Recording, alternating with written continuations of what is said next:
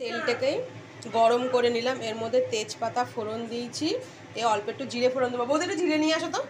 অল্প একটু জিরে ফোড়ন দেবো, দিয়ে এবার এই মশলাটাকে এর মধ্যে দিয়ে দেবো। না, জিরে ফোড়ন দেওয়ার পরে পেঁয়াজ কুচিটা দেবো, দিয়ে তারপরে পেস্ট করা মশলাটাকে দিয়ে দেবো এর মধ্যে।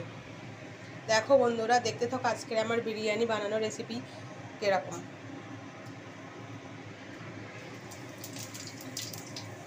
জিরেটা ফোড়নে দিয়ে দিলাম।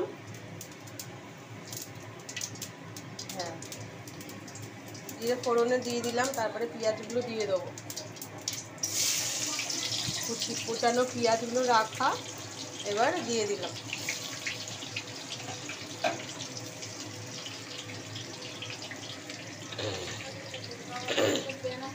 আস্তে আস্তে এগুলো একে একে সব দিয়ে দেবো এতে।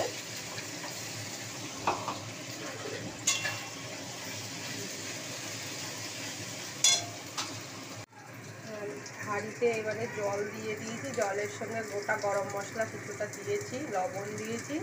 এবার জলটা যখন টকপক করে ফুটবে তখন একটু আতর দিয়ে দেবো, দিয়ে দেওয়ার পরে আমি চালগুলো দিয়ে দেবো। হ্যাঁ দেখো বন্ধুরা, পুরো মশলাটা তৈরি হয়ে গেছে, মশলার গ্রেভিটা পুরো তৈরি হয়ে গেছে। এবারে আমি চিকেনটা দিয়ে দেবো, ম্যারিনেট করা চিকেনটা নিয়ে আসো। মশলাটা পুরো রেডি হয়ে গেছে। এবার আমি মাংসটাকে ম্যারিনেট করে রেখেছিলাম 1 ঘন্টা আগে, সেই ম্যারিনেট করা মাংসটা দিয়ে দেবো ওতে। এখন ঢেলে দাও একটা করে। হ্যাঁ, এবার এটাকে নাড়াতে থাকবো।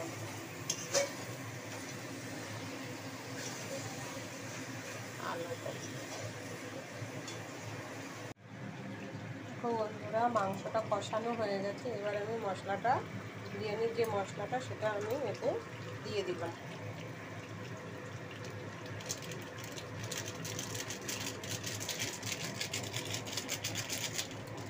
এবারে এটাকে আস্তে আস্তে নাড়বো।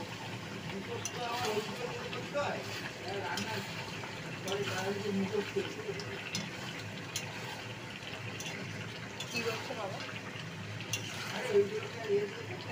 এবারে হাঁড়ির মধ্যে চালটাও দিয়ে দিয়েছি, দেখো বন্ধুরা চালটা করছে।